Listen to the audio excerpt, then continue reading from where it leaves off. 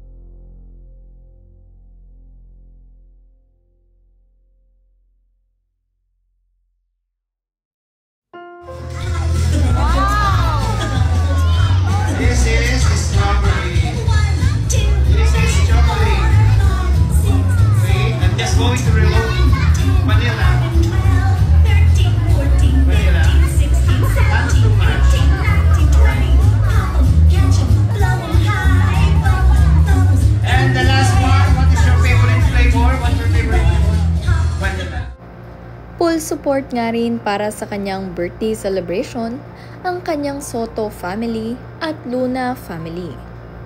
Nakarating nga rin ang kanyang ilang mga ninong at ninang sa kanyang first birthday.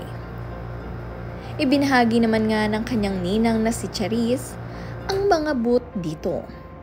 Gaya na lamang nitong isaw, mga bibingka, kakanin, tusok-tusok kagaya na lamang ng mga kwek-kwek, fishball, kikiam, hotdog at iba pa.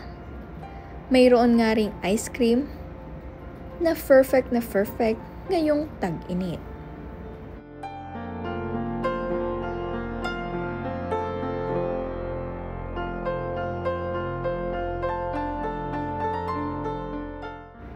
At syempre, dahil fiesta team ito ay hindi mawawala ang manggang hilaw.